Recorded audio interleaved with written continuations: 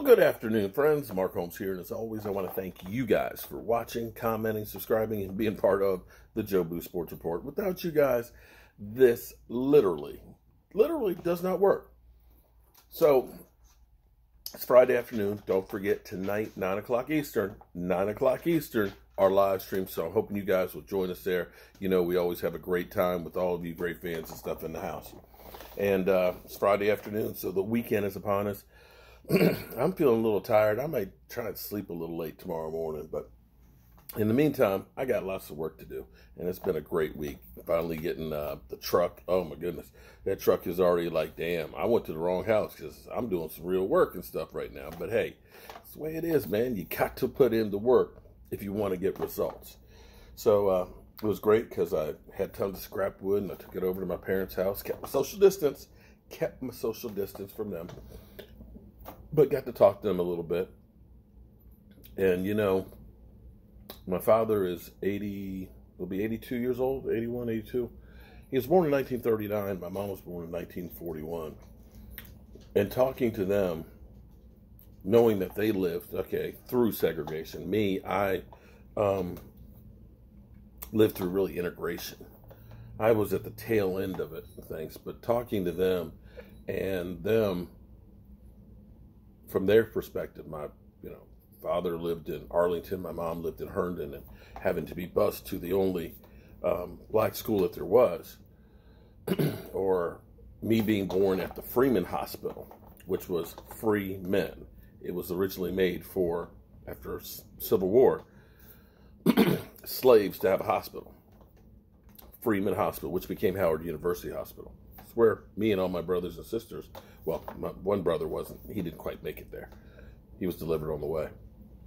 But talking to them about what's going on now, they're still finding it hard to believe that here it is, all these years later, it's still going on. And it was an interesting perspective from them.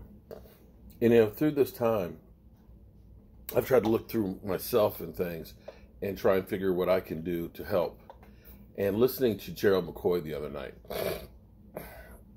was actually really cool, because Gerald McCoy's message was spread love. Just spread love, man. This is the thing. Understand, man. Spread love. Love will go a long way further than hate will. And that's what I've been trying to do. I've been trying to spread love, except for on Sundays when we got to play another team. Others out there want to create mischief and hate.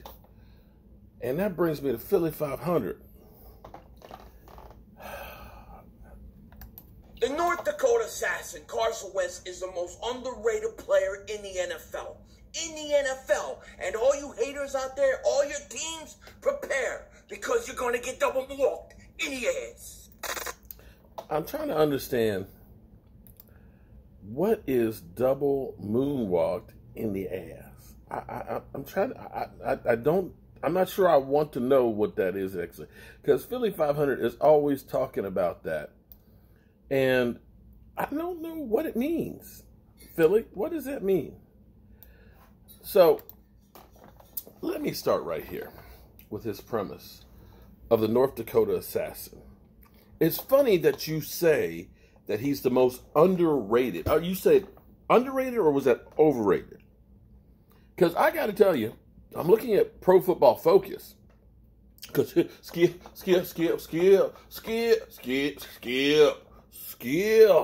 You know, the boys over Pro Football Focus, they watch a lot of football. And you know, they know what they're talking about at Pro Football Focus.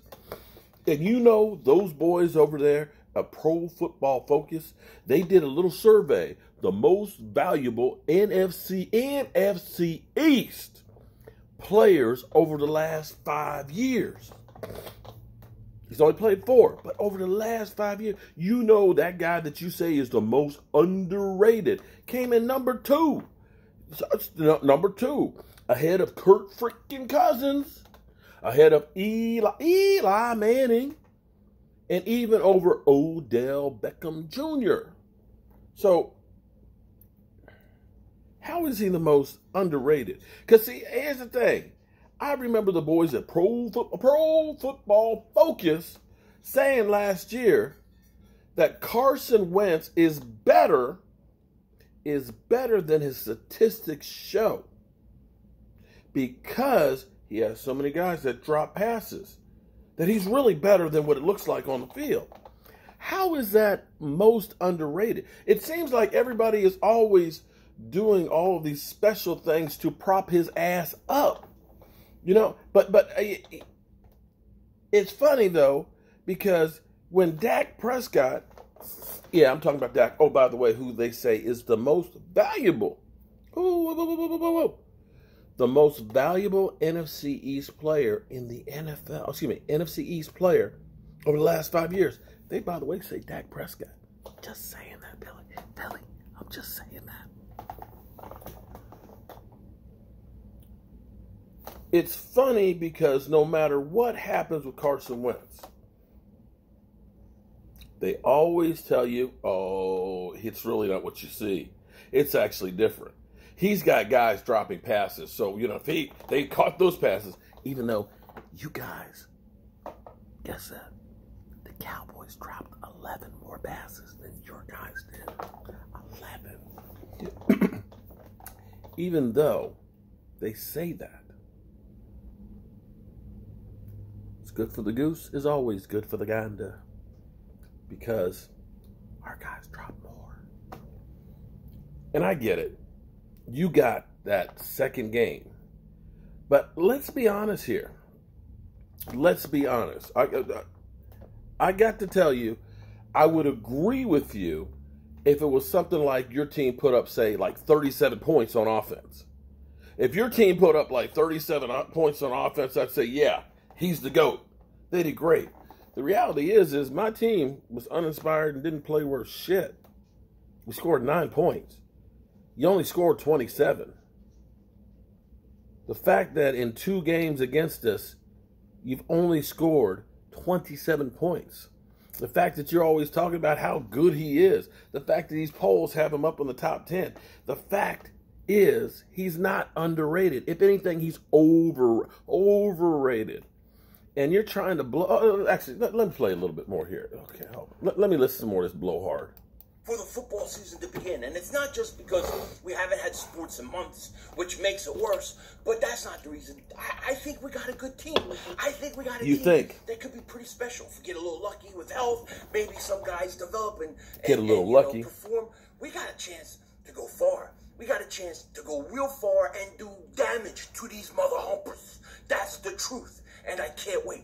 I can't wait for the football season because I want to see Texas, the state of Texas, have a run on chickens because that's what happens every year. They have chicken shortages, no chicken sandwiches for all these people because the Dallas Cowboy fans are sacrificing them all. I can't wait to see it. I can't wait to see Mark False Flag Holmes lose his mind. Lose his mind, you know. Carson Wentz, the North Dakota assassin, is the most underrated, underappreciated quarterback in the NFL, without question. Without question. Now, you know, I don't listen to a lot to Colin Cowherd, you know, I don't really listen to him, but he was talking about how Carson's like the new Russell Wilson. And he wishes he was Russell Wilson. Gets no respect. He doesn't get appreciated because he comes from a small school, and then, you know, you had everything with Foles, and he gets overlooked. And he gets pushed to the side. And that's so true. Carson Wentz is the most underrated player in the National Football League. And he's going to make people worried. He is going to make people... Yeah. He's already got people worried. Eagle fans that he'll stay upright. They're really worried about that. But I'm just going to ask this question, Billy. I'm not going to spend too much time on this because this is a new world and a new day. And I'm not trying to spread hate. But if you want to go ahead and keep coming after me, son, I want you to understand something. I can only get pushed so far. You keep on pushing, I'm coming after you. And see, I'm going to tell you, you don't want to come. You don't want me. You don't want this. You don't want this stuff. I'm telling you, you don't want this. But let me ask this. If Carson Wentz is like this great quarterback god, that this guy that is just irreplaceable, that this guy is just underrated, how come 2018 when this guy was leading your team 5-6, 5-6, 5-6. Why is it that Nick Foles came in and saved your season and got you to the playoffs, winning 4 games in a row, where your guy, who is the most underrated, I'd say overrated, guy, couldn't have? Had Nick Foles not come in, you wouldn't have made the playoffs. And how come your guy can't seem to stay healthy enough for the playoffs? How is it that Nick Foles took your team to the Super Bowl? Or are you saying that Nick Foles is an exceptional quarterback? Is that what you're saying? Because I got to tell you, from my vantage point, I saw what happened to my team when my quarterback, Tony Romo, which was a really good quarterback, went out. You could look and say, yeah, that team went in the toilet without Tony Romo. And that team that was in the toilet, when my quarterback, Dak Prescott, came in, Dak took that team that was in the toilet and elevated them. So I can look and say, yeah, Dak Prescott's definitely better than Brandon Wheaton and Matt Castle and, damn, I'm having brain fart, offensive coordinator. I can definitely say he's better than those guys. But I look and I say, Nick Foles actually look pretty good in your system. And maybe it's not so much Carson Wentz as it is the coaching staff that you had. You want to be scared? The fact that Dak Prescott threw for almost 5,000 yards with Jason Garrett as a coach, son. Jason freaking Garrett. Jason freaking Garrett. Mike McCarthy won a Super Bowl.